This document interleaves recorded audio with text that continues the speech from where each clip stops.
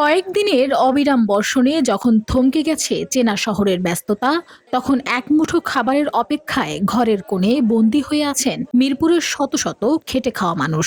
মেঘের ডাক আর বৃষ্টির প্রতিটি ফোঁটা যেন তাদের জীবনে বয়ে এনেছে চরম অনিশ্চয়তা। ঠিক এমন এক সংকটের মুহূর্তে মানবিকতার হাত বাড়িয়ে দিতে রাজপথের জলকাদা মারিয়ে এক ঝাঁক তরুণকে ছুটে যেতে দেখা গেল রাজধানীর কাফরুলে।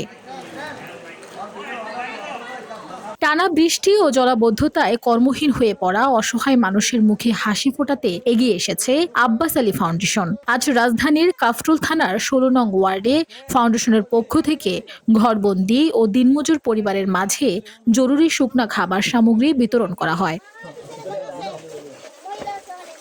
ফাউন্ডেশনের স্বেচ্ছাসেবীরা ওয়ার্ডের বিভিন্ন গলি এবং বস্তি এলাকায় গিয়ে ঘরে ঘরে চাল, ডাল, চিড়া, মুড়ি, বিস্কুট সহ নিত্য প্রয়োজনীয় শুকনা খাবারের প্যাকেট পৌঁছে দেন। বৃষ্টিতে কাজ হারাতে বসা এক রিকশা চালক আবেগাপ্লুত হয়ে বলেন, কয়েকদিন ধইরা চাকা ঘুরে না, ঘরেও খাবার নাই। এই বৃষ্টির দিনে ঘরে আইসা খাবার দিয়ে যাওয়া আমাদের জন্য আকাশের চাঁদের মতো।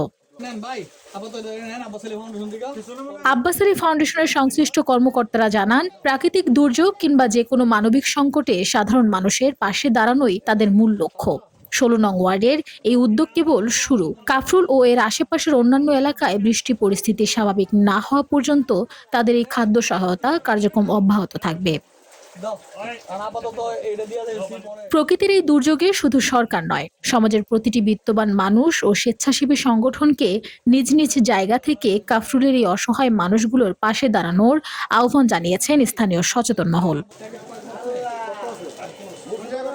Desk report, Bangladesh bulletin.